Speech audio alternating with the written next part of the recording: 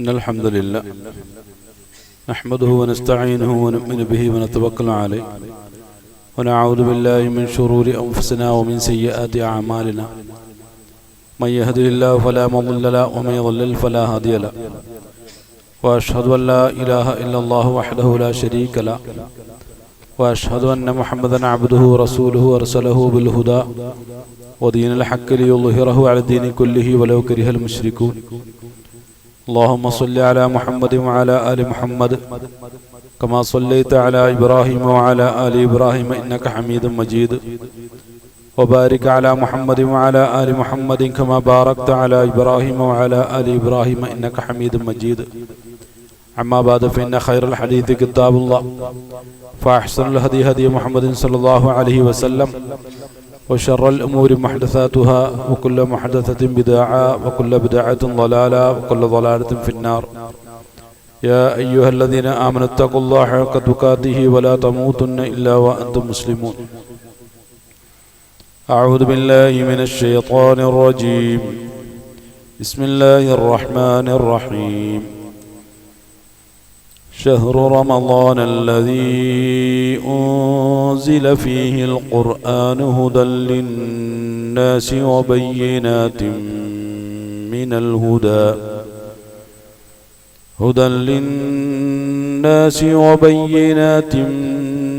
من الهدى والفرقان فمن شهد منكم الشهر فليصم ومن كان مريضا أو على سفر فعدة من أيام أخر يريد الله بكم اليسر ولا يريد بكم العسر ولتكملوا العدة ولتكبروا الله على ما هداكم ولعلكم تشكرون.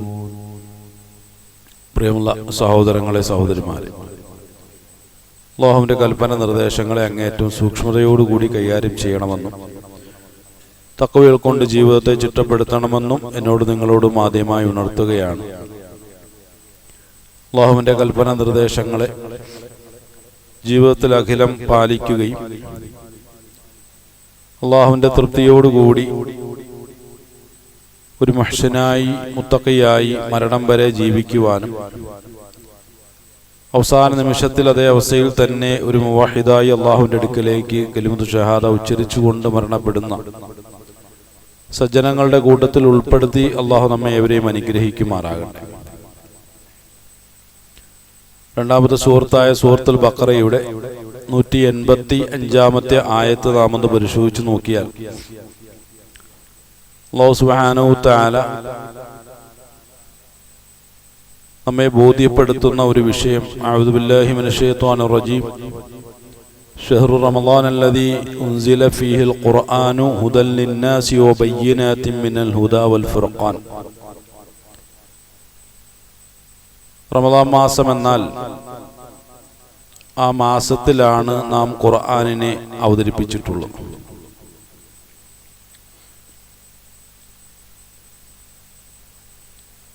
القرآن هدى للناس وبينات من الهدى والفرقان. അള്ളാഹു അവതരിപ്പിച്ച ഖുർആൻ എന്താണ്, അതെന്തിനു വേണ്ടിയിട്ടുള്ളതാണ് എന്നതിനെ കുറിച്ച് ഒരല്പം വിശദീകരണം അള്ളാഹു സുബ്ഹാനഹു വ തആല ശേഷം നൽകുകയാണ്. ഖുർആൻ എന്നുള്ളത് അത് ഹുദയാണ്, ഹിദായത്താണ്, ലിന്നാസി ജനങ്ങൾക്ക് വേണ്ടിയിട്ടുള്ളത്. വബയ്യിനാത്തിൻ, അത് ബയ്യിനാത്താണ്, മിനൽ ഹുദാ, ഹിദായത്തിൽ നിന്നുള്ള ബയ്യിനാത്താണ്. ബയ്യിനാത്ത് എന്നുള്ളതിന് വ്യക്തമായത് എന്ന് കേവലം നമുക്ക് അർത്ഥം പറയാൻ കഴിയുമെങ്കിലും ആ ഒരു വാക്കിനോട് പലപ്പോഴും നാം കാണിക്കുന്ന ഒരു അതിക്രമമാണ് എന്ന് തോന്നിപ്പോകാറുണ്ട്. അത്രമാത്രം വിശദീകരണം അർഹിക്കുന്ന ഒരു വാക്കാണ് ബയ്യിനാത്ത് എന്നുള്ളത്. ഹുദയിൽ നിന്നുള്ള ബയ്യിനാത്താണ്. അതുപോലെ തന്നെ വൽ ഫുർഖാൻ, അത് ഫുർഖാനുമാണ്. ഖുർആനുമായി ബന്ധപ്പെട്ട ഒരൽപ്പം വിശദീകരണം അർഹിക്കുന്ന രൂപത്തിലുള്ള ഒരു പ്രയോഗമാണ് അള്ളാഹു ഇവിടെ നടത്തിയിട്ടുള്ളത്. റമദാൻ മാസത്തിലേക്ക് കാലെടുത്ത് വയ്ക്കാൻ കാത്തിരിക്കുന്ന നമ്മെ സംബന്ധിച്ചിടത്തോളം ഷഹ്റു റമദാൻ അഥവാ റമദാൻ മാസം എന്താണ് എന്നതിനെ കുറിച്ചുള്ള ശരിയായ ബോധം അത്യാവശ്യമാണ്. റമദാൻ മാസം എന്ന് കേട്ടാൽ അതേതൊരു അമലുമായി ബന്ധപ്പെട്ടതാണ് എന്ന് പൊതുവിൽ ജനങ്ങളോട് ചോദിച്ചാൽ എല്ലാവരും മറുപടി നൽകുന്നത് അത് സൗമ് അഥവാ നോമ്പ് പിടിക്കാനുള്ള ഒരു മാസം എന്നുള്ള നിലയ്ക്കാണ്. റമദാൻ മാസം എന്നാൽ ഒന്നാമത്തെ വിഷയം എന്താണ്? നോമ്പാണ്. എന്നാൽ ഇത്തരം പരമ്പരാഗതമായ ഒരു കാഴ്ചപ്പാടിനോട് ഒരിക്കലും ഖുർആന് യോജിപ്പില്ല. അത് നമ്മൾ ഇങ്ങനെ പറഞ്ഞു വന്ന ഒരു രീതിയാണ്, അല്ലെങ്കിൽ നാം ചെയ്തു കൂട്ടിയ ഒരു ശൈലിയാണ്. റമദാൻ മാസം എന്നുള്ളൊരു വിഷയത്തെക്കുറിച്ച് അല്ലാഹു സുബ്ഹാനഹു തആല പരിചയപ്പെടുത്തിയത് ശഹ്റു റമദാൻ അല്ലദീ ഫമൻ ഷഹിദ മിൻകും ശഹ്റ ഫൽയസും എന്നല്ല. ശഹ്റു റമദാൻ എന്നാൽ നാം ഖുർആനിനെ അവതരിപ്പിച്ച ഒരു മാസമാണ് എന്നുള്ള നിലയ്ക്ക് പറഞ്ഞു വരുമ്പോൾ ഷഹ്റു റമദാൻ എന്ന് പറയുമ്പോൾ ഏറ്റവും മുഖ്യമായ വിഷയം വിശുദ്ധ ഖുർആൻ. റമദാൻ മാസമായോ ഖുർആൻ കയ്യിലെടുക്കണം. റമദാൻ മാസമായി എന്ന് കേട്ടാൽ ഖുർആനുമായിട്ടുള്ള ഒരു ആത്മബന്ധം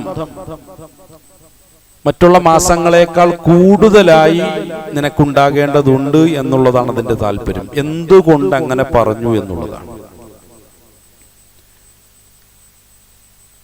ഖുർആൻ ഈ ഒരു പരാമർശം നടത്തുന്നതിന് മുമ്പായിട്ട് തന്നെ ഇത് 185-ാമത്തെ ആയത്താണെങ്കിൽ അതിന് തൊട്ടു മുമ്പ് 183-ാമത്തെ ആയത്തിലൂടെ അല്ലാഹു സുബ്ഹാനഹു തആല നോമ്പുമായി ബന്ധപ്പെട്ട ഒരു പരാമർശം നടത്തിയിട്ടുണ്ട്. ഇതേ സൂറത്തിൽ തന്നെയാണ്, സൂറത്തുൽ ബഖറ. അല്ലാഹു പറഞ്ഞത് അഊദു ബില്ലാഹി മിനശ് ശൈത്വാനിർ റജീം യാ അയ്യുഹല്ലദീന ആമനൂ, മുഅ്മിനീങ്ങളെ, കുത്തിബ അലൈക്കുമുസ് സിയാം, നിങ്ങൾക്കുമേൽ നോമ്പ് ഇതാ നിയമമാക്കപ്പെടുകയാണ്. കമാ കുത്തിബ അലല്ലദീന മിൻ ഖബ്ലിക്കും, നിങ്ങൾക്ക് മുൻപുള്ള സമുദായങ്ങൾക്ക് നോമ്പ് നിയമമാക്കപ്പെട്ടതുപോലെ. അതുകൊണ്ട് ഖുർആൻ അവസാനിപ്പിച്ചില്ല. ഖുർആന്റെ ഒരു ശൈലിയാണ്.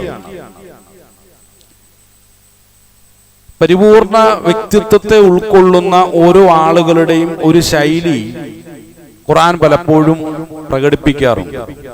അതിന്റെ കൽപ്പന നിർദ്ദേശങ്ങളിലൊക്കെ നമുക്കത് കാണാൻ കഴിയും. നല്ലൊരു പിതാവ് പ്രത്യേകിച്ചും ഈ ഒരു കാലഘട്ടത്തിൽ കുട്ടികളെ വിളിച്ചിട്ട് കേവലം ഒരു നിർദ്ദേശത്തിൽ മാത്രം കാര്യങ്ങൾ ഒതുക്കാറില്ല.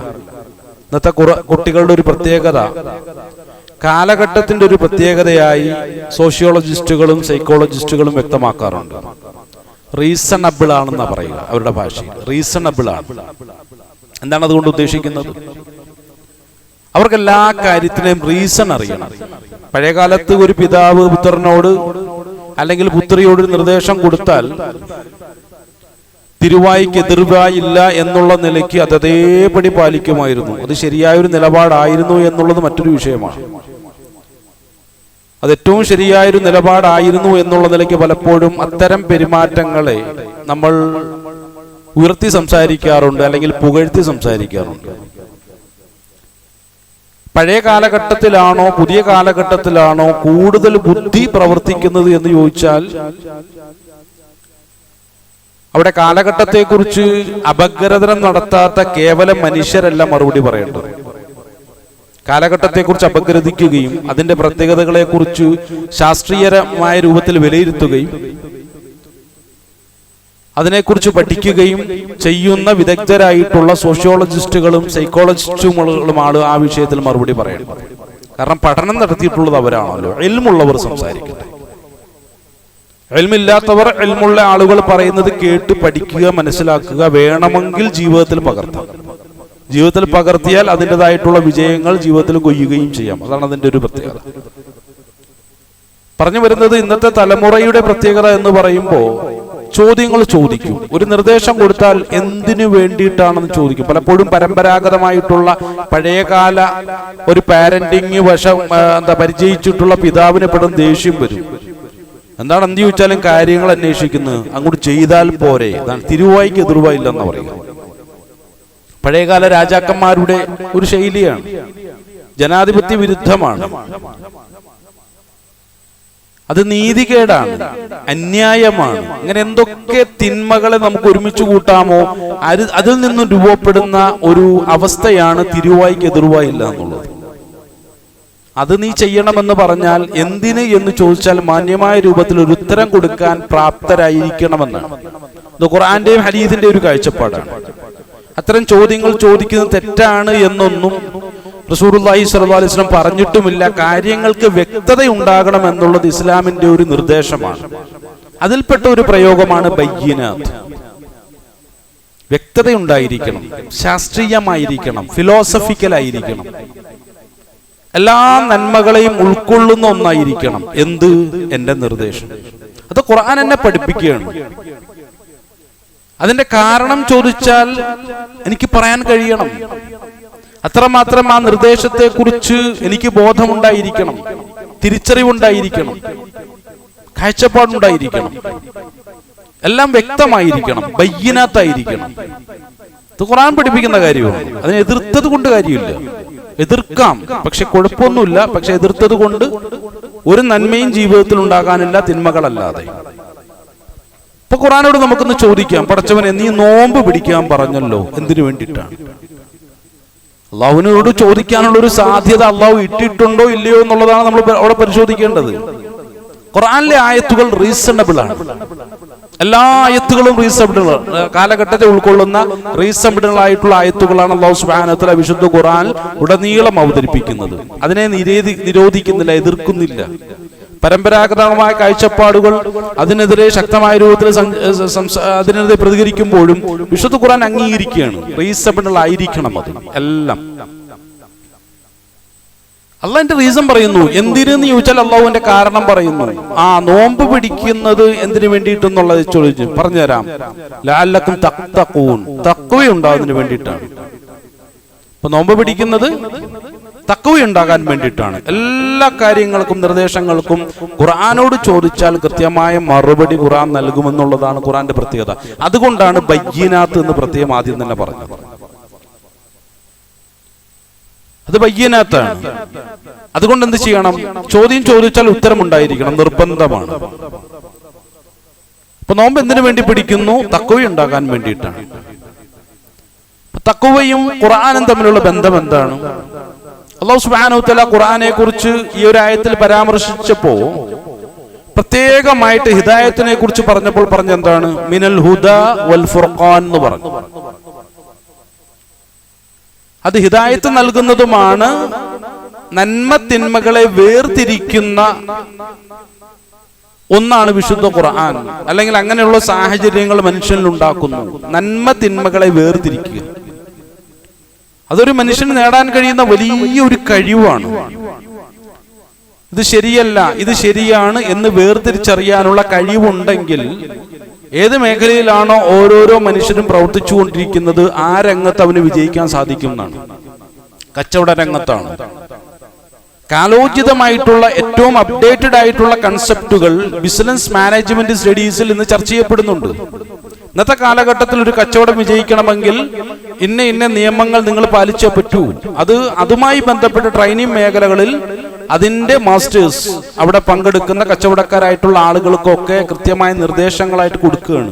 ഇത് നിങ്ങൾ പ്രായോഗികവൽക്കരിച്ചാൽ നിങ്ങളുടെ കച്ചവടം ഉയരും. അത് ചെറുകിട കച്ചവടം മുതൽ മൾട്ടിനാഷണൽ കമ്പനികൾക്ക് വരെയാണ് അത്തരം നിർദ്ദേശങ്ങൾ കൊടുത്തുകൊണ്ടിരിക്കുന്നത്. ഒരു ഉദാഹരണം എന്നോണം സൂചിപ്പിച്ചു എന്ന് മാത്രം. അപ്പൊ ഫുർഖാനിയത്ത്, ഏത് ശരി ഏത് തെറ്റ്, ഈ കാലത്തിന് യോജിക്കുന്നത് എന്ത്, യോജിക്കാത്തത് എന്ത്, എന്റെ കുടുംബത്തിൽ എനിക്ക് നടപ്പിൽ വരുത്താൻ കഴിയുന്ന കാര്യങ്ങൾ എന്ത്, ഒഴിവാക്കേണ്ടതെന്ത്, എന്റെ സാമൂഹികമായ ഇടപാടുകളിൽ ഞാൻ നടപ്പിൽ വരുത്തേണ്ടതുണ്ട്, ഒഴിവാക്കേണ്ടതുണ്ട് എന്നുള്ള നിലയ്ക്ക് നന്മയും തിന്മയും വേർതിരിക്കുന്ന ഒരവസ്ഥ. അല്ലാഹു സുബ്ഹാനഹു വ തആല സൂറത്തുൽ അൻഫാൽ അത് 8-ാമത്തെ സൂറത്താണ്. അതിന്റെ 29-ാമത്തെ ആയത്തിലൂടെ മുഅ്മിനീങ്ങളെ സംബോധന ചെയ്തിട്ട് പറഞ്ഞ ഒരു കാര്യമുണ്ട്. അഊദുബില്ലാഹി മിനശ് ശൈത്വാനിർ റജീം. യാ അയ്യുഹല്ലദീന ആമനൂ, മുഅ്മിനീങ്ങളെ, ഇൻ തത്തഖുല്ലാഹ യജ്അൽ ലക്കും ഫുർഖാന, നിങ്ങൾ തഖ്വയുള്ളവരാകുമെങ്കിൽ, അല്ലാഹു സുബ്ഹാനഹു വ തആല ഡിമാൻഡ് വെച്ച് സംസാരിക്കുന്നു. ഇൻ തത്തഖുല്ലാഹ, നിങ്ങൾ തഖ്വയുള്ളവരാകുമെങ്കിൽ, തഖ്വയുള്ളവരാകുന്നുവെങ്കിൽ എന്താണ് അള്ളാഹു നമുക്ക് നൽകാൻ പോകുന്നത്? യജ്അൽ ലക്കും ഫുർഖാന, ഫുർഖാനിയത്തിനുള്ള ശേഷി നിങ്ങൾക്ക് നാം നൽകുന്നതാണ്. എന്താണ് അള്ളാഹു സുബ്ഹാനഹു വ തആല അവിടെ ഒരു നിബന്ധനയായിട്ട് വെച്ചിട്ടുള്ളത്? തഖ്വയുള്ളവരാകുമെങ്കിൽ ഫുർഖാനിയത്തിനുള്ള ശേഷി നമുക്ക് നൽകുമെന്നാണ് 8-ാമത്തെ സൂറത്തായ സൂറത്തുൽ അൻഫാലിലെ 29-ാമത്തെ ആയത്തിലൂടെ അള്ളാഹു സുബ്ഹാനഹു വ തആല വ്യക്തം. അള്ളാഹുവിന്റെ വാഅദയാണല്ലോ, ഉറപ്പല്ലേ? ഉറപ്പാണ്. തഖ്വയുള്ളവരാകണം. തഖ്വ ഇല്ലാത്തവരായ അവസ്ഥയിൽ ഫുർഖാനിയത്തിനുള്ള കഴിവില്ല എന്നതിന്റെ അർത്ഥം. ഇവിടെ അല്ലാഹു സുബ്ഹാനഹു വ തആല ഈ ഒരു വിഷയം ചർച്ച ചെയ്യുന്നത് മുഅ്മിനീങ്ങളെ സംബോധന ചെയ്തിട്ടാണ്. ഞാനൊരു മുനാഫിഖാണെങ്കിൽ അള്ളാഹു കാക്കുമാറാകട്ടെ, എനിക്ക് ഈ ആയത്തൊന്നും മനസ്സിലാക്കാൻ കഴിയില്ല, പ്രായോഗികവൽക്കരിക്കാൻ കഴിയില്ല. ഞാനൊരു മുശ്രിക്കാണെങ്കിലും എനിക്കതിന് കഴിയില്ല. ഞാൻ നല്ല ഒരു മുഅ്മിനാണെങ്കിൽ മാത്രമേ എനിക്ക് ഈ ആയത്തിൽ പറയുന്ന കാര്യങ്ങളെ പ്രായോഗികവൽക്കരിക്കാൻ കഴിയുള്ളൂ. ഇല്ലെങ്കിൽ എന്താണെന്നറിയോ, ഇത് പറഞ്ഞുകൊണ്ട് വരുന്ന ആളുകളോട് ഞാൻ പറയും, അല്ല സംഗതിയൊക്കെ കൊള്ളാം, പക്ഷെ ഇന്നത്തെ കാലത്ത് ഇത് നടക്കുന്ന പരിപാടിയാണോ എന്ന് ഞാൻ തിരിച്ചു ചോദിക്കും. എന്താ കാരണം? കാലഘട്ടത്തെ മുൻനിർത്തി, സാഹചര്യത്തെ മുൻനിർത്തി, ചുറ്റുപാടുകളെ മുൻനിർത്തി, എൻ്റെ കുടുംബാന്തരീക്ഷത്തെ മുൻനിർത്തി, നിലവിലുള്ള എല്ലാത്തിനെയും മുൻനിർത്തിയിട്ട് ഞാൻ എന്ത് ചെയ്യും? അതിനെതിരിൽ സംസാരിച്ചു തുടങ്ങും. എന്താ കാരണം എന്നറിയോ? ഞാൻ മുഅ്മിനല്ലാത്തത് കൊണ്ടാണ്. മുഅ്മിനാണെങ്കിൽ പെട്ടെന്ന് കാര്യങ്ങൾ മനസ്സിലാവും. കാരണം മുഅ്മിനീങ്ങളെ സംബോധന ചെയ്തിട്ട് അല്ലാഹു പറയുന്ന കാര്യങ്ങൾ മുഅ്മിനീങ്ങൾക്ക് നന്നായിട്ട് മനസ്സിലാവും. മുഅ്മിനീങ്ങളല്ലെങ്കിൽ ആ കാര്യം മനസ്സിലാകുന്നില്ല, ഉൾക്കൊള്ളാൻ കഴിയുന്നില്ല. അതിന് സാഹചര്യത്തെ പഴി പറയും, കുടുംബാന്തരീക്ഷത്തെ പഴി പറയും, ചുറ്റുപാടുകളെ പഴി പറയും, സാമൂഹികമായ അന്തരീക്ഷങ്ങളെയും സാഹചര്യങ്ങളും എല്ലാം എന്ത് ചെയ്യും? പഴി പറഞ്ഞിട്ട് അത് എന്നെക്കൊണ്ടെന്നല്ല, ആർക്കും ചെയ്യാൻ കഴിയില്ല എന്നിവൻ പറയും. അത് വലിയൊരു തെറ്റാണ്. ഇവന്റെ മാത്രം പ്രശ്നങ്ങൾ ഇവൻ പറഞ്ഞോട്ടെ, പക്ഷെ മറ്റാർക്കും അത് കഴിയില്ല എന്ന് പറയരുത്. കഴിയുന്ന ആളുകളുണ്ടല്ലോ, നടപ്പിലാക്കുന്ന എത്രയോ ആളുകൾ ലോകത്തുണ്ട്. നമ്മുടെ ചുറ്റുഭാഗത്ത് മാത്രമല്ല, ലോകത്തിന്റെ നാനാഭാഗത്തും മുഅ്മിനീങ്ങളെ സംബോധന ചെയ്തുകൊണ്ട് അല്ലാഹു സുബ്ഹാനഹു വ തആല പറയുന്ന കാര്യങ്ങളൊക്കെ നടപ്പിൽ വരുത്തുന്ന മുഅ്മിനീങ്ങളുണ്ട്, ഇപ്പോഴും ഉണ്ട്. എനിക്ക് കഴിയില്ല എന്ന് വിചാരിച്ചിട്ട് അത് ലോകർക്ക് കഴിയില്ല എന്ന് ഞാൻ പറയാൻ പാടില്ല. അത് വലിയൊരു തെറ്റാണ്. കാലഘട്ടത്തോട് കാണിക്കുന്ന, ധാർമ്മികതയോട് കാണിക്കുന്ന വലിയൊരു അനീതിയാണ്.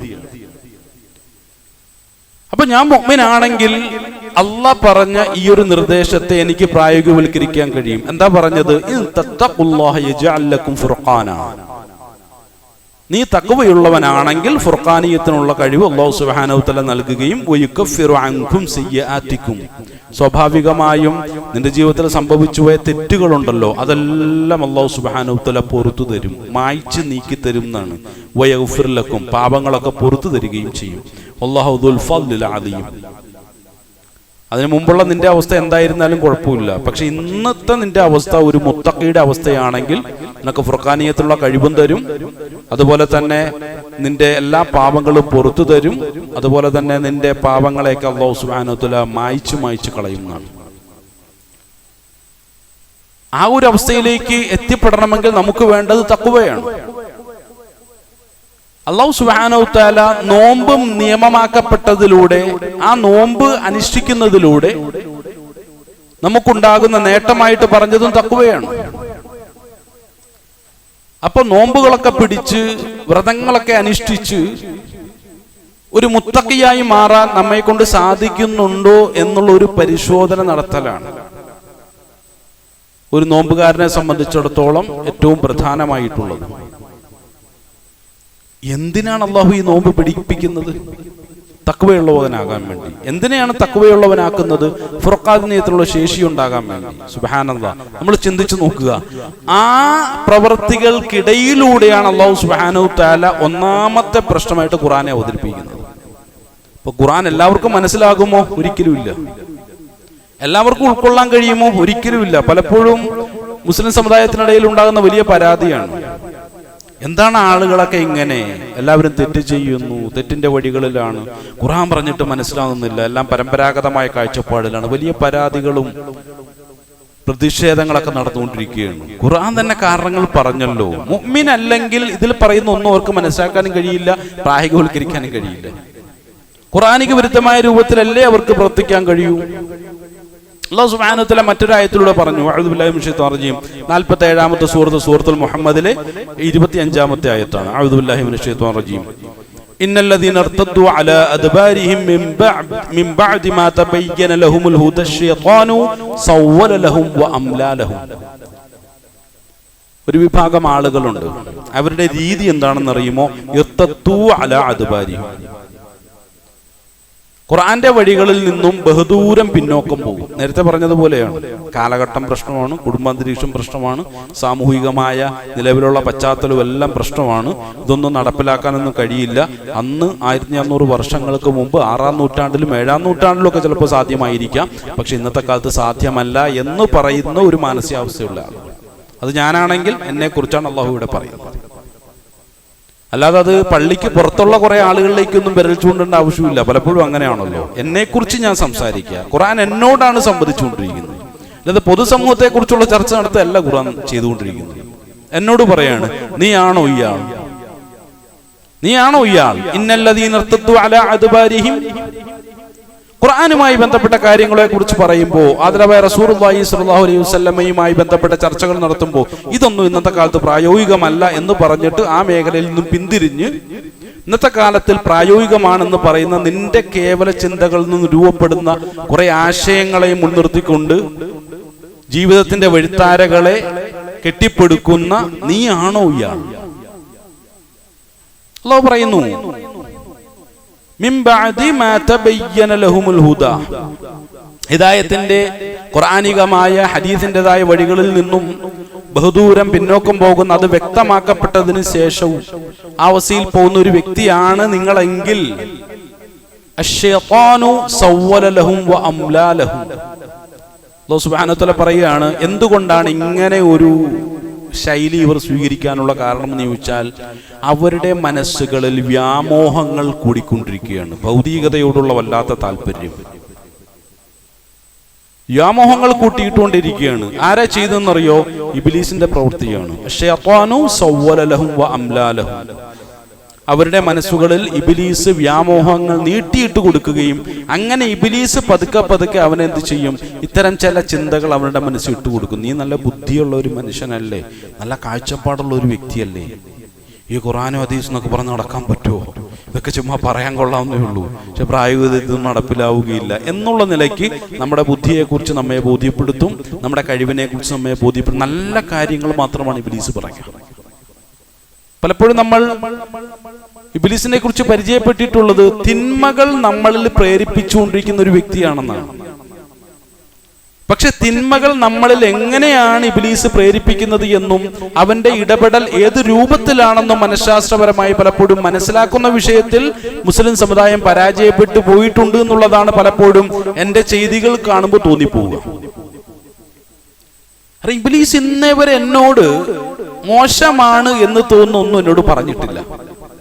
ഇബ്ലീസ് എന്നും എന്നോട് പറയുന്ന വളരെ നല്ല കാര്യങ്ങളാണ്, എന്നെ കുറിച്ചുള്ള നല്ല കാര്യങ്ങൾ. ആരൊക്കെ എന്നെ കുറിച്ച് മോശത്തരം പറഞ്ഞാൽ ഇബ്ലീസ് എന്നോട് കൊണ്ട് പറയും, നിങ്ങൾ ഭയങ്കര സംഭവമാണ്, നിങ്ങൾ ഭയങ്കര സംഭവമാണ്, നിങ്ങൾ ഖുർആനെ കുറിച്ചൊക്കെ പറയുന്ന കേട്ട് അത്ഭുതം തോന്നുന്നു, എങ്ങനെയാണ് ഇങ്ങനെയൊക്കെ പറയുക, നിങ്ങൾ ഭയങ്കര സംഭവമാണെന്ന് പറഞ്ഞിട്ട് എൻ്റെ ഉള്ളിലുള്ള കിബിറിനെ ഇങ്ങനെ കൂട്ടിക്കൊണ്ടിരിക്കും. അങ്ങനെ തികഞ്ഞ ബോധമുള്ള ഒരു വ്യക്തിയാണെന്നും നല്ല ബുദ്ധിമാനാണെന്നും നല്ല കാഴ്ചപ്പാടുള്ള ഒരു വ്യക്തിയാണെന്നും ഇബ്ലീസ് ആദ്യം എന്ത് ചെയ്യും? വലിയൊരു തെറ്റിദ്ധാരണ എൻ്റെ മനസ്സിലുണ്ടാക്കിയിട്ട് തരും. അതിനുശേഷം പലതും പറയും, പല ചിന്തകളും എൻ്റെ മനസ്സിലേക്ക് വെച്ച് തരുമ്പോൾ, അല്ലെ ഈ കേട്ടതൊക്കെ എന്നെ സംബന്ധിച്ചിടത്തോളം വളരെ നല്ല കാര്യമാണ്, തെറ്റൊന്നും ഇബ്ലീസ് പറഞ്ഞിട്ടില്ലല്ലോ, ഇബ്ലീസ് എൻ്റെ മനസ്സിൽ ബോധ്യപ്പെടുത്തിയതും വസ്വാസെന്ന രൂപത്തിൽ ഇട്ടു തന്നതും ഒക്കെ നല്ല കാര്യങ്ങളാണ്, എന്നെ കുറിച്ചുള്ള നല്ല കാര്യങ്ങൾ. അതുപോലെ തന്നെ തെറ്റുമായി ബന്ധപ്പെടുന്ന ആളുകളെ കുറിച്ചുള്ള നല്ല കാര്യങ്ങൾ, അവരുടെ പ്രവർത്തികളെയും ചിന്തകളെയും പ്രായോഗികമായത് എന്നൊക്കെ പറഞ്ഞത്. ഇപ്പൊ പ്രായോഗിക രാഷ്ട്രീയക്കാരനാണ് അദ്ദേഹം എന്നൊക്കെ നമ്മൾ പറയാറുണ്ടല്ലോ. അല്ലെ അദ്ദേഹം ഒരു പ്രായോഗിക മതപ്രബോധകനാണെന്ന് പറയാറുണ്ട്. അതിന്റെ അർത്ഥം എന്താണ്? കാലഘട്ടത്തേക്ക് നിറഞ്ഞിട്ട് അദ്ദേഹത്തിൻ്റെതായിട്ടുള്ള സ്ഥാനമാനങ്ങളെയൊക്കെ നിർണയിച്ച് പരമാവധി കാലഘട്ടത്തെയും മനുഷ്യരെയൊക്കെ ഉപയോഗപ്പെടുത്തി എന്നും ഉന്നത സ്ഥാനത്തിൽ മാത്രം വിരാജിക്കാൻ പരിശ്രമിച്ചുകൊണ്ടിരിക്കുന്ന ഒരു വ്യക്തി ആ രംഗത്ത് വിജയിക്കുന്ന ഒരാൾ നന്നായിട്ട് സംസാരിക്കും, ആരെയും വീഴ്ത്തിക്കളയും. അങ്ങനെയുള്ള ആളുകളെ വെച്ചിട്ട് പറയും ഇദ്ദേഹം ഒരു പ്രായോഗിക ചിന്താഗതിക്കാരനാണെന്ന് പറയാം. കാലഘട്ടത്തിൽ വിജയിക്കാനുള്ള എല്ലാം അദ്ദേഹത്തിന്റെ അടുക്കലുണ്ടെന്നാ പറയുക. അവിടെ നമ്മൾ പറയുക പ്രായോഗികതയെ കുറിച്ച് പറയാറുണ്ട്. ഇതേ പ്രായോഗികതയാണ് വസ്വാസ രൂപത്തിൽ ഇബ്ലീസ് എന്റെ മനസ്സിൽ ഇട്ടുകൊണ്ടിരിക്കുന്നത്. അങ്ങനെ ഇട്ടിട്ട് അവസാനം പതുക്കെ എന്ത് ചെയ്യും? എന്നെ നല്ല ബുദ്ധിയും ബോധവും വിവരവും ഉള്ള ഒരു വ്യക്തിയാണെന്നുള്ള വ്യാജേന പതുക്കെ പതുക്കെ പതുക്കെ ഖുർആന്റെ വഴിയിൽ നിന്നും അകറ്റിക്കൊണ്ടേയിരിക്കും. ഇബ്ലീസ് ഇന്നേ വരെ എന്നോടൊരു മോശത്തരവും പറഞ്ഞിട്ടില്ല, നല്ലത് മാത്രമേ പറഞ്ഞിട്ടുള്ളൂ. അതുകൊണ്ട് തന്നെയാണ് വിശുദ്ധ ഖുർആന്റെയും വിശുദ്ധമായ ഹദീസിന്റെയും ഇത്തരം വസ്വാസുകളുമായി ബന്ധപ്പെട്ട ഉദ്ധരണികളെ മുൻനിർത്തിക്കൊണ്ട് ഉലമാക്കൾ ഇബ്ലീസിന്റെ മനഃശാസ്ത്രപരമായ ഇടപെടലിനെ കുറിച്ച് വളരെ വ്യക്തമായ രൂപത്തിൽ നമുക്ക് ബോധ്യപ്പെടുത്തി തന്നത് ഈ രൂപത്തിലാണ്. ഇബ്ലീസ് ഒരിക്കലും തെറ്റായ കാര്യങ്ങൾ നിന്റെ മനസ്സിലേക്ക് ഇട്ട് തരും എന്ന് നീ തെറ്റിദ്ധരിക്കാൻ പാടില്ല. ആകർഷണീയമായ, വളരെ നല്ലത് എന്ന് നിനക്ക് തോന്നുന്ന, മഹത്തരമായത് എന്ന് എനിക്ക് തോന്നുന്ന കാര്യങ്ങളൊക്കെയാണ് ഇബ്ലീസ് എന്നോട് പറഞ്ഞുകൊണ്ട് വരിക. അങ്ങനെയാണ് ഒരാളുടെ മനസ്സിൽ വ്യാമോഹങ്ങൾ നീട്ടിയിട്ട് കൊടുത്തിട്ട് പതുക്കെ ഖുർആന്റെ വഴിയിൽ നിന്നും അയാളെ പിന്നോക്കം സഞ്ചരിപ്പിച്ചുകൊണ്ടിരിക്കുന്നത്. എന്താ പ്രശ്നം എന്നറിയോ? അല്ലാഹു അല്ലാത്ത പ്രേരണകൾ നമ്മുടെ മനസ്സിലുണ്ടായി തുടങ്ങിയാൽ പിന്നെ നമ്മളെ പിടിച്ചു കെട്ടാൻ ഒരാളെക്കൊന്നും സാധ്യമല്ല എന്നാണ്. തഖ്വ എന്ന് പറയുന്നത് ആ രംഗത്തുള്ള സൂക്ഷ്മതയാണ്. അല്ലാഹു അല്ലാത്ത മറ്റുള്ള യാതൊരു പ്രേരണകളും എൻ്റെ മനസ്സിൽ ഉണ്ടാകുന്നില്ല എന്ന വിഷയത്തിലുള്ള അങ്ങേയറ്റത്തെ സൂക്ഷ്മതയാണ്. ഒരു ഉദാഹരണം എന്നുള്ള നിലയ്ക്ക് നമ്മൾ നമ്മുടെ വീടിന്റെ അടുക്കളയിൽ നിൽക്കുകയാണ്. പെട്ടെന്ന് നമ്മുടെ ചെറിയൊരു മോൻ ഒരു ഗ്ലാസ് എന്ത് ചെയ്തു? കയ്യിൽ നിന്ന് താഴെ വീണ് പൊട്ടിത്തെറിച്ചു പോയി. എല്ലാം കൂടി ചെതറിക്കിടക്കുകയാണ്. എവിടെയാണ് കുപ്പിച്ചില്ലെന്ന് നമുക്കറിയില്ല. നമ്മളപ്പോ എങ്ങനെയായിരിക്കും അടുക്കളയിൽ കൂടെ നടക്കുക? അല്ല, കാഴ്ച കാണാൻ നല്ല രസം ഉണ്ടാവും. പതുക്കെ ഒരു സ്റ്റെപ്പ് അങ്ങോട്ട് വെച്ചു, ഒരു സ്റ്റെപ്പ് ഇങ്ങോട്ട് വെച്ചു, പതുക്കെ അങ്ങോട്ട് നോക്കി ഇങ്ങോട്ട്. കാരണം ചെറിയൊരു ചീള് പോലും എൻ്റെ കാലിൽ കയറാൻ പാടില്ല എന്നുള്ള വിഷയത്തിലുള്ള അങ്ങേറ്റത്തെ സൂക്ഷ്മതയും ജാഗ്രതയുമാണ് ആ നിലയ്ക്കുള്ള അസാധാരണമായ ഒരു നടത്തത്തിന് നമ്മളെ പ്രേരിപ്പിച്ചുകൊണ്ടിരിക്കുന്നത്. അപ്പൊ എത്രമാത്രം സൂക്ഷ്മത! ഓരോ കാലും എടുത്തു വെക്കുമ്പോൾ സൂക്ഷിക്കും. കാരണം എന്താണ്? അപകടങ്ങൾ സംഭവിക്കാൻ പാടില്ല. നല്ല ശ്രദ്ധയായിരിക്കും. വേറെ ഒന്നും നമ്മൾ ശ്രദ്ധിക്കില്ല ആ സമയത്ത്. അത് മനസ്സിനുണ്ടാകുന്ന ഒരു സൂക്ഷ്മതയുടെ ഒരു തലമാണ്. അതരവായ ഉമർ ഇബ്നുൽ ഖത്താബ് റളിയല്ലാഹു അൻഹു ഒരു സഹാബിയാൽ ചോദിക്കപ്പെട്ടു, അമീറുൽ മുഅ്മിനീൻ, തഖ്വയെ കുറിച്ച് താങ്കളൊന്ന് പറഞ്ഞു തരുമോ? ഉമർ ഇബ്നുൽ ഖത്താബ് റളിയല്ലാഹു അൻഹു പറഞ്ഞു, കല്ലും മുള്ളും നിറഞ്ഞ വഴിയിലൂടെ എങ്ങനെയാണ് താങ്കൾ സഞ്ചരിക്കുക? അതീവ സൂക്ഷ്മതയോടുകൂടിയല്ലേ? ഈ രൂപത്തിൽ നേരത്തെ പറഞ്ഞതുപോലെയുള്ള ഒരു അവസ്ഥയാണ്. അങ്ങേറ്റത്ത് വേറൊന്നും ശ്രദ്ധിക്കില്ല, അതിൽ മാത്രമായിരിക്കും ശ്രദ്ധ എന്ന് പറഞ്ഞതുപോലെ നിന്റെ ഉള്ളിൽ അല്ലാഹു അല്ലാത്ത മറ്റുള്ള എന്തെങ്കിലും പ്രേരണകൾ വരുന്നുണ്ടോ എന്നുള്ള വിഷയത്തിലുള്ള അങ്ങേയറ്റത്തെ ജാഗ്രത, അതാണ് തഖ്വ എന്ന് പറയുന്നത്. സുബ്ഹാനല്ലാഹ്. നമ്മൾ ആലോചിച്ചു നോക്കുക, എത്രമാത്രം പ്രേരണകൾ അനുനിമിഷം എൻ്റെ മനസ്സിനെ മതിച്ചുകൊണ്ടിരിക്കുകയാണ്.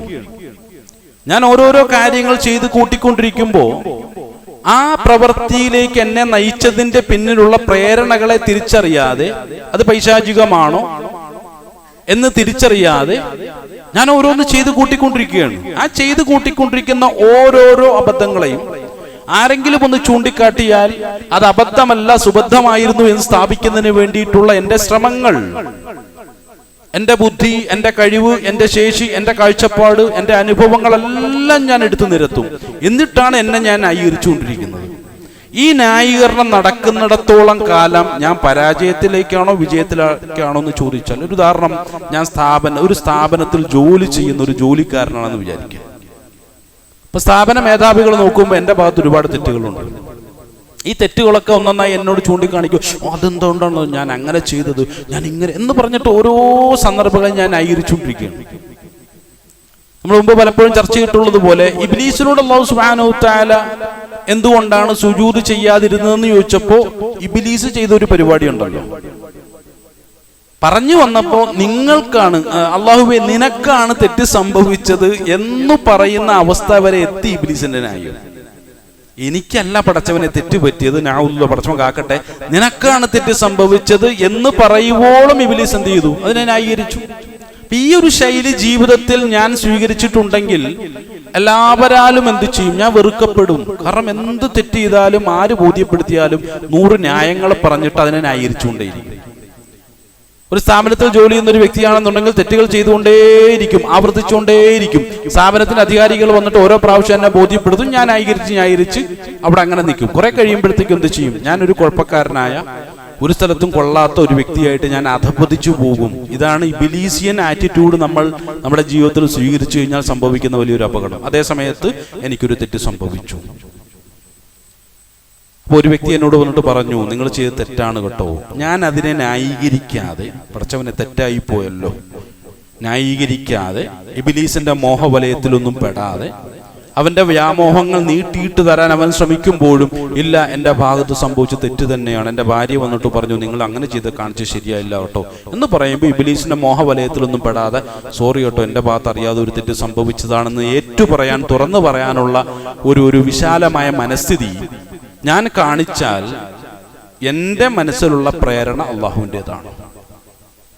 കാരണം അത് പറയുമ്പോൾ ചിലപ്പോൾ ഞാൻ കഴിഞ്ഞ പ്രാവശ്യം നമ്മൾ പറഞ്ഞതുപോലെ തന്നെ തരംതാണ് പോകും എന്നുള്ള ചിന്തയല്ല, എൻ്റെ അള്ളാഹുവിൻ്റെ ഒരു കൽപ്പനയെ അനുസരിക്കാനുള്ള ഭാഗ്യം കിട്ടിയല്ലോ, ആ നിലയ്ക്ക് അൽഹംദുലില്ലാഹ് ഒരു മഹത്വം എൻ്റെ ജീവിതത്തിൽ ഉണ്ടായല്ലോ എന്ന കൃത്യമായ കാഴ്ചപ്പാടോടുകൂടി സധൈര്യം ഇബ്ലീസിന്റെ എല്ലാ കെണിവലകളെയും തകർത്തെറിഞ്ഞുകൊണ്ട് ഹിദായത്തിന്റെ വഴിയിൽ സജീവമായി നിലകൊള്ളാൻ കഴിയുന്ന ഒരു വ്യക്തിയായിട്ട് ഞാൻ മാറുമ്പോഴും ഒരു കാര്യം നമുക്ക് ഉറപ്പിക്കാം, എൻ്റെ മനസ്സിലുള്ള ഈ നന്മയിലേക്കുള്ള സഞ്ചാരത്തിനുള്ള പ്രേരണ അള്ളാഹുവിൻ്റേത് മാത്രമാണ്, വിശുദ്ധ ഖുർആന്റേതാണ്. അതിലെ റസൂലുള്ളാഹി സ്വല്ലല്ലാഹു അലൈഹി വസല്ലമയുടെ നല്ല അധ്യാപനത്തിൽ നിന്നുമുണ്ടായ പ്രേരണയാണ്.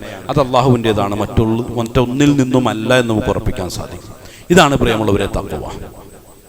അള്ളാഹുവിന്റെ പ്രേരണ മാത്രം എൻ്റെ മനസ്സിൽ സംഭവിച്ചുകൊണ്ടിരിക്കുന്നു. ചുരുക്കത്തിൽ എൻ്റെ ജീവിതത്തിൽ മുഴുവനും അനുനിമിഷവും ലാ ഇലാഹ ഇല്ലല്ലാഹ് എന്നുള്ള പ്രായോഗികമായ തത്വത്തെ ഞാൻ നടപ്പിലാക്കിക്കൊണ്ടിരിക്കുകയാണ്.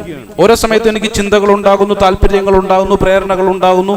അതിനെയൊക്കെ ഞാൻ അപഗ്രഥിക്കുകയാണ്, ഫുർഖാനിയത്തിന് വിധേയമാക്കുകയാണ്. ഇതിലേതാണ് നന്മ, ഏതാണ് തിന്മ, എത്ര നന്മയാണ് എന്ന് എനിക്ക് തോന്നിയാലും പൈശാചികമായ പ്രേരണയെ തുടർന്നാണ് ആ നന്മയുണ്ടായതെങ്കിൽ ഇത് തെറ്റ് തന്നെയാണ് എന്ന്, ഇത് അധർമ്മം തന്നെയാണ് എന്ന് തികഞ്ഞ ബോധ്യത്തോടുകൂടി അതിനെ എൻ്റെ ജീവിതത്തിൽ നിന്ന് മാറ്റി നിർത്താനുള്ള ഒരു ശേഷി, അതിനാണ് ഫുർഖാനിയത്ത് എന്ന് പറയുക. ഈ ഫുർഖാനിയത്ത് എനിക്ക് ലഭിക്കണമെങ്കിൽ എൻ്റെ ഉള്ളിലുള്ള പ്രേരണ അല്ലാഹ് മാത്രമായിരിക്കണം. അതാണ് ഖുർആൻ.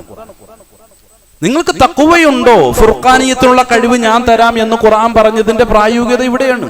എൻ്റെ മനസ്സിൽ പ്രേരണ അല്ലാഹ് മാത്രമേ ഉള്ളൂ എങ്കിൽ എനിക്ക് 100% എൻ്റെ ജീവിതത്തിൽ സംഭവിക്കുന്ന തെറ്റുകളെ അപഗ്രഥിക്കാനും തിരിച്ചറിയാനും അതിനെ മാറ്റി നിർത്താനും സാധിക്കും. ഇല്ല എങ്കിലോ എനിക്ക് തഖ്വയില്ല, 100 കണക്കിന് പ്രേരണകൾ എൻ്റെ മനസ്സിൽ വന്നുകൊണ്ടേയിരിക്കുകയാണ്, അതിലധികവും പൈശാചികമാണ് എന്നുണ്ടെങ്കിൽ അല്ലാഹു അല്ലാത്ത എല്ലാ പ്രേരണയും പൈശാചികം തന്നെയാണ്. എങ്കിൽ ഒരിക്കലും ഫുർഖാനിയത്ത് എനിക്ക് ലഭിക്കില്ല, അതിനുള്ള ശേഷിയില്ല, ഞാൻ ചെയ്യുന്നതൊക്കെ വളരെ നല്ല കാര്യമാണ് എന്നുള്ള തെറ്റിദ്ധാരണയോടുകൂടി എൻ്റെ ജീവിതത്തെ മുഴുവൻ നശിപ്പിക്കാൻ മാത്രമേ എന്നെ കൊണ്ട് സാധിക്കുള്ളൂ. ചിന്തിക്കാനുള്ള നല്ല തൗഫീഖ് നൽകി അല്ലാഹു സുബ്ഹാനഹു തആല നമ്മെ ഏവരെയും അനുഗ്രഹിക്കുമാറാകട്ടെ.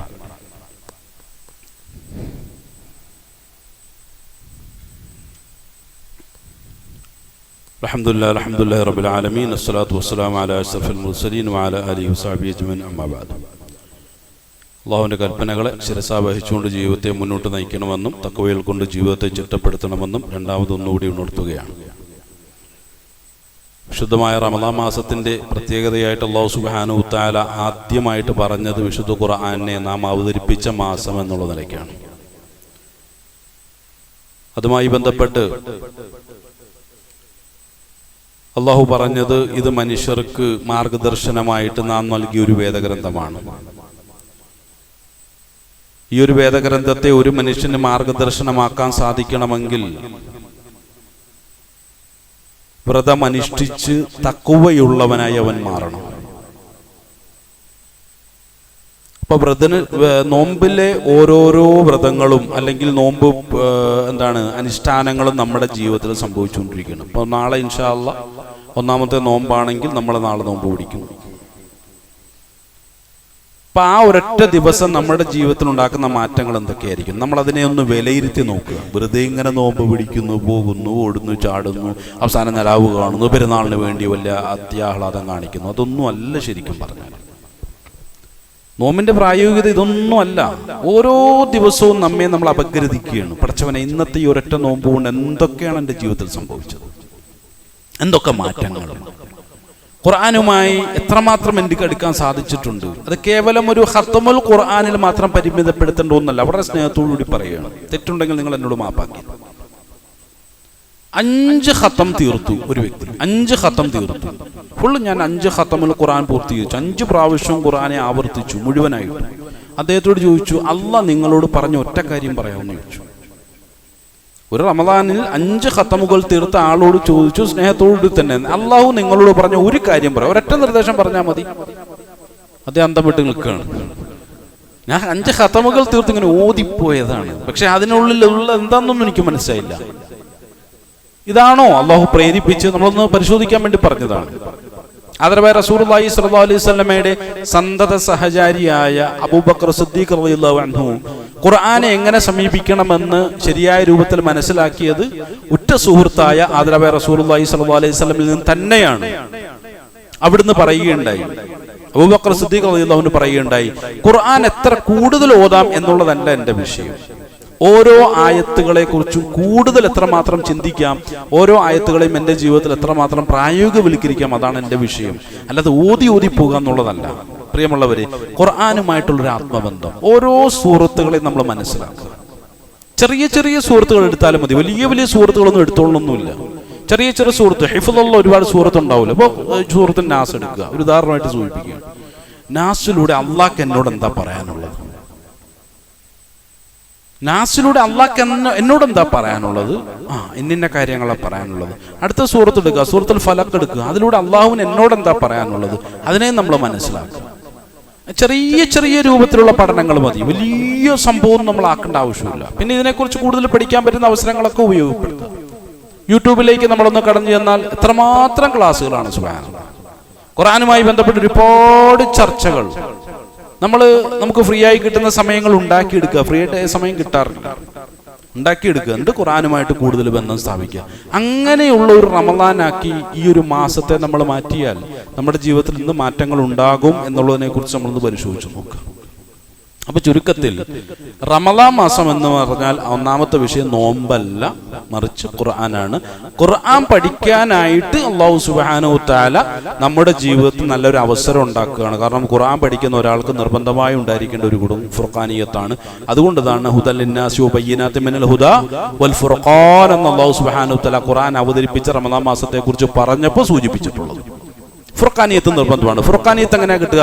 ഇൻ തത്തഖുല്ലാഹ യജ്അൽ ലക്കും ഫുർഖാന, നിങ്ങൾ തഖ്വയുണ്ടാകാൻ നിങ്ങൾക്ക് ഫുർഖാനിയത്ത് കിട്ടും. എങ്ങനെ തഖ്വ ഉണ്ടാവുക? കുതിബ അലൈക്കുമുസ് സിയാമു കമാ കുതിബ അലദീന മിൻ ഖബ്ലിക്കും ലഅല്ലക്കും തത്തഖൂൻ, നോമ്പ് നിങ്ങൾക്ക് വേണ്ടി നിയമമാക്കപ്പെട്ടു, നോമ്പ് പിടിച്ചാൽ നിങ്ങൾക്ക് തഖ്വ ഉണ്ടാവും. സുബ്ഹാനല്ലാഹ്, എത്ര കൃത്യമായിട്ട് അല്ലാഹു സുബ്ഹാനഹു വ തആല സൂചിപ്പിച്ചു. അപ്പൊ ആ ഒരു മാനസികാവസ്ഥയിലേക്ക് നമ്മളെ മാറ്റുക എന്നുള്ളതാണ് റമളാന്റെ വിഷയം. അതുകൊണ്ട് റമളാൻ എന്ന് പറയുമ്പോൾ കേവലം നോമ്പ് പിടുത്തത്തിൽ മാത്രം ഒതുക്കാതെ ഒന്നാം സ്ഥാനം ഖുർആന് കൊടുക്കുകയും അതോടൊപ്പം തന്നെ പകലുകളിൽ നോമ്പ് അനുഷ്ഠിക്കുകയും ചെയ്യുക. ആ നിലയ്ക്ക് റമളാനെ പ്രയോജനപ്പെടുത്തുന്ന നല്ല മുത്തഖീങ്ങളുടെ കൂട്ടത്തിൽ ഉൾപ്പെടുത്തി അല്ലാഹു സുബ്ഹാനഹു വ തആല നമ്മെ ഏവരെയും അനുഗ്രഹിക്കുമാറാകട്ടെ, കബൂൽ ചെയ്യുമാറാകട്ടെ. നമ്മളിൽ സംഭവിച്ചു പോയിട്ടുള്ള വലുതും ചെറുതുമായ മുഴുവൻ പാപങ്ങളെയും അള്ളാഹുവിന്റെ മഹത്തായ അനുഗ്രഹം കൊണ്ട് വിട്ടുകൊടുത്ത് മാപ്പാക്കി തരുമാറാകട്ടെ. ലോകത്ത് കഷ്ടപ്പാടുകൾ, ദുരിതങ്ങൾ, പ്രയാസങ്ങൾ അനുഭവിക്കുന്ന എല്ലാ മുസ്ലിമീങ്ങളെയും എല്ലാവിധ പ്രയാസങ്ങളിൽ നിന്നും ബുദ്ധിമുട്ടുകളിൽ നിന്നും അള്ളാഹു കരകയറ്റി അനുഗ്രഹിക്കുമാറാകട്ടെ. മുസ്ലിമായി പോയതിൻ്റെ പേരിൽ ജയിലുകളിലും മറ്റുള്ള പ്രയാസങ്ങൾ കഴിഞ്ഞുകൂടുന്ന മുഴുവൻ ആളുകൾക്കും അള്ളാഹു അവൻ്റെ മഹത്തായ ഫദ്ല് കൊണ്ട് അവർക്കൊക്കെയും സമാശ്വാസവും സമാധാനവും ജയിൽ മോചനവും ഒക്കെ കൊടുത്ത് അനുഗ്രഹിക്കുമാറാകട്ടെ. പെട്ടെന്നുള്ള മരണങ്ങളിൽ നിന്നും മാരകമായ രോഗങ്ങളിൽ നിന്നും എല്ലാവിധ ബലാ മുസീബത്തുകളിൽ നിന്നും അള്ളാഹു നമ്മളെ, നമ്മുടെ കുടുംബത്തിലുള്ള നാട്ടിലുള്ള മുഴുവൻ ആളുകളെയും കാത്തുരക്ഷിച്ച് അനുഗ്രഹിക്കുമാറാകട്ടെ. നമ്മളിൽ നിന്ന് മരണപ്പെട്ടു പോയിട്ടുള്ള മുഴുവൻ ആളുകളുടെയും ഖബറുകളെ അള്ളാഹു വിശാലമാക്കുകയും അവർക്കൊക്കെയും മഗ്ഫിറത്തും റഹ്മത്തും കൊടുത്ത് അള്ളാഹു അനുഗ്രഹിക്കും ചെയ്യുമാറാകട്ടെ. ലോക മുസ്ലിമീങ്ങളെ അള്ളാഹു അനുഗ്രഹിക്കുമാറാകട്ടെ. ലോക മുസ്ലിമീങ്ങൾ നഷ്ടപ്പെട്ട ഇസ്സത്തിനെ ഖുർആന്റെയും ഹദീസിന്റെയും തിരിച്ചറിവിന്റെയും വഴിയിലൂടെ തിരിച്ചു പിടിക്കാനുള്ള തൗഫീഖും താഖത്തും കൊടുത്ത് മുസ്ലിം ലോകത്തെ അള്ളാഹു അനുഗ്രഹിക്കുമാറാകട്ടെ. اللهم اغفر للمؤمنين والمؤمنات والمسلمين والمسلمات الأحياء منهم والأموات ربنا آتنا في الدنيا حسنة وفي الآخرة حسنة وقنا عذاب النار آمين برحمتك يا أرحم الراحمين والحمد لله رب العالمين.